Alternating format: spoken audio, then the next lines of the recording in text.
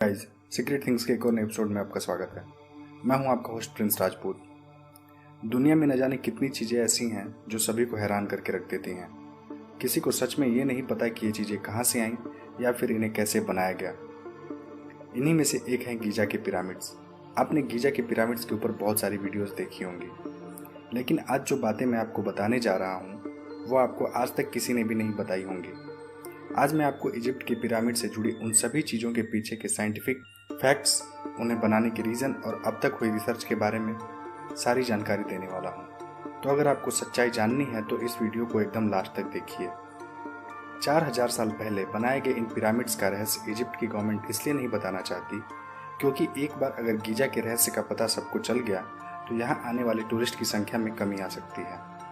आप खुद सोचिए कि लोग वहाँ पर क्यों जाते होंगे, क्योंकि वहाँ पर ऐसे वॉल्ट और हिडन चैम्बर्स मौजूद हैं जिसके बारे में आज तक कोई भी नहीं जान पाया। और ऐसा इसलिए क्योंकि वहाँ के गवर्नमेंट्स ने पिरामिड्स के अंदर रिसर्च करने की परमिशन किसी को भी नहीं दी। इसका एक और रीज़न ये भी हो सकता है कि इन पिरामिड्स को कोई नुकसान न पहुँचे। पिरामिड्स के रहस्य को जानने के लिए पिरामिड्स में एक बहुत ही प्रिसाइज होल करके साइंटिस्ट ने इसके अंदर एक ड्रोन कैमरे को भेजा। इस होल को जितना हो सके उतना छोटा रखना था ताकि पिरामिड को कम से कम नुकसान पहुँचे। मिस्र की सभ्यता एक बहुत ही विकसित सभ्यता थी। यहाँ के लोगों को electricity, electromagnetic field, electrochemistry, metrology, hydrology की जानकारी भी थी। मिस्र में इलेक्ट्रिसिटी पैदा भी की जाती थी और इसे पूरे मिस्र में उपयोग भी किया जाता था। बगदाद बैटरी और आर्क लैंप के समय इलेक्ट्रिसिटी होने के पुख्ता सबूत हैं। पर इलेक्ट्रिसिटी पैदा कहाँ की जाती थी? अगर आप सावधानीपूर्वक पिरामिड को देखेंगे तो पाएंगे कि पिरामिड के अंदर कभी भी मसाल जलाने के कोई अवशेष नहीं मिलते और ना ही मसाल को लगाने वाला कोई हैंडल बार मौजूद है। इससे तो यही लगता है कि मिस्र के लोग इलेक्ट्रिसिटी का उपयोग करते थे। मिस्र की कई पेंटिंग्स में आप देख सकते हैं कि एक व्यक्ति टॉर्च जैसी डिवाइस लिए दिखाया गया है जो कि वायरलेस इलेक्ट्रिसिटी से चल रही है। हम सब जानते हैं कि सदियों पहले अलेक्जेंड्रिया में एक लाइट हाउस था, उसमें आर्क लैंप का उपयोग किया जाता था। अलेक्जेंड्रिया के लाइट हाउस को 24 आवर्स इलेक्ट्रिसिटी देने के लिए एक पावर जनरेटर की जरूरत थी और वो पावर जनरेटर थे ग्रेट पिरामिड्स ऑफ इजिप्ट। इसके सबूत आज भी देखे जा सकते हैं। पहले इन पिरामिड्स को वाइट कलर की चूना पत्थर से कवर किया गया था जो कि बाद में मिस्र के लुटेरों ने लूट लिया। चूना पत्थर इस तरीके से ज्वाइंट किए गए थे कि उनके बीच में एक ब्लेड भी अंदर नहीं जा सकती थी। चूना पत्थर अच्छे इंसुलेटर भी होते हैं और इनकी इंसुलेशन प्रॉपर्टी के कारण पिरामिड के अंदर की एनर्जी बाहर नहीं जा सकती थी। पिरामिड के अंदर भी एक दूसरा स्टोन बॉक्स है जो कि एक अलग तरीके की चूना पत्थर का बना हुआ है जिसमें क्रिस्टल और थोड़ी मात्रा में धातु की प्लेट्स लगाई गई हैं जिनमें अधिक विद्युत का प्रवाह किया जा सकता था। पिरामिड के अंदर की शाफ्ट ग्रेनाइट से बनी हुई है। ग्रेनाइट एक बहुत ही अच्छा इलेक्ट्रिसिटी कंडक्टर माना जाता है। ये थोड़ा रेडियो एक्टिव भी होता है जिसके कारण शाफ्ट के अंदर आयोनाइजेशन हो सकता था। अगर हम किसी इंसुलेटेड केबल को देखेंगे तो पाएंगे कि पिरामिड को भी बिल्कुल उसी तरह इंसुलेट किया गया है। किसी भी इलेक्ट्रिसिटी बोर्ड को बनाने के लिए हमें किसी न किसी सोर्स की ज़रूरत पड़ती है। यहाँ पर मेन एनर्जी सोर्स था पानी। गीजा की पिरामिड के नीचे पानी की नहरें थीं जिनके अवशेष अभी भी देखे जा सकते हैं। दुनिया में हर पिरामिड के पास पानी के स्रोत जरूर मौजूद। इन नहरों को चूना पत्थर से बनाया गया था जिसके बीचों बीच गैप रखा गया और फिर उन गैप्स के बीच पानी भर दिया गया। पत्थरों की ये स्पेशल परत जो कि इलेक्ट्रिसिटी और पानी के ऊपर की तरफ से जाती थी उसे एक्वाफायर्स कहा जाता था। जब बहुत सा पानी एक्वाफायर्स से निकलता था तब इलेक्ट्रिसिटी प्रोड्यूस होती थी। पिरामिड के अंदर की सुरंगें जो कि ग्रेनाइट से बनी हुई हैं वो इलेक्ट्रिसिटी से चार्ज हो जाती थी और पूरी इलेक्ट्रिसिटी ऊपर की तरफ बहने लगती थी। पिरामिड के ऊपर एक सोने का कैपस्टोन था जो कि अब मौजूद नहीं है। सोना इलेक्ट्रिसिटी का गुड कंडक्टर होता है। पिरामिड में भी उस समय इलेक्ट्रिसिटी को प्रोड्यूस किया जाता था। ट्रांसमीटर से इलेक्ट्रिसिटी को भेजा जाता था और रिसीवर से रिसीव किया जाता था।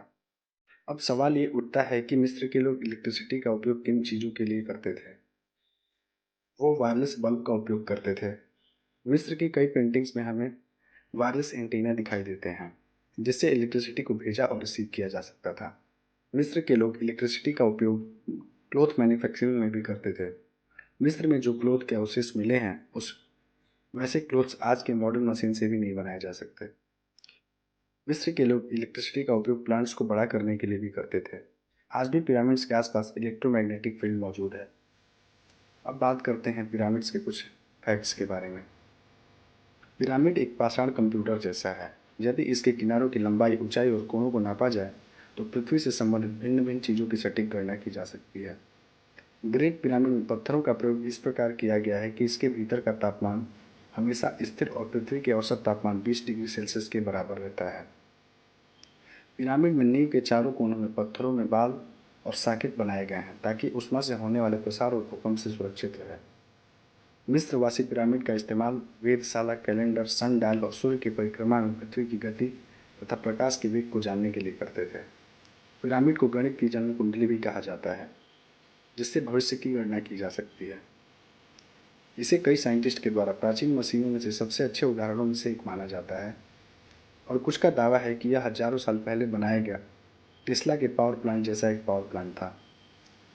इन साइंटिस्टों का कहना है कि यह एक विशालकाय प्राचीन संरचना थी जो एनर्जी की एक बड़ी मात्रा को बनाने या उत्पन्न करने के लिए पृथ्वी के प्राकृतिक गुणों का उपयोग करने में सक्षम थी। नेटफ्लिक्स की 2016 की डॉक्यूमेंट्री द पिरामिड कोड में पुरातत्वविदों और साइंटिस्टों का दावा है कि प्राचीन मिस्रवासी पिरामिड्स में अर्थ एंड वाटर के थ्रू इलेक्ट्रिसिटी बनाते थे। माना जाता है कि इस एनर्जी का उपयोग प्राचीन मिस्रियों और अन्य सिविलाइजेशन जैसे मायन सिविलाइजेशन के द्वारा भी किया जाता था। पिरामिड के शीर्ष पर चढ़ना अब गैर कानूनी है, लेकिन जिन लोगों ने महान पिरामिड की चोटी तक चढ़ाई की है उनमें से एक हैं ब्रिटिश साइंटिस्ट विलियम सीमंस। शिखर पर पहुंचने पर उनके एक गाइड ने उनसे अपने हाथ को फैलाकर उंगलियों को ऊपर की तरफ उठाने को कहा। जब उन्होंने अपनी उंगलियों को फैलाने के साथ अपना हाथ उठाया तो उनके कानों को करंट जैसा लगा। फिर जब सीमेंस ने फिर एक उंगली को ऊपर उठाया तो उन्हें जोर से इलेक्ट्रिक करंट लगा। उन्हें लगा कि वो पिरामिड से नीचे गिर जाएंगे। तो आपको क्या लगता है, गीजा के ग्रेट पिरामिड क्या सच में पावर प्लांट थे?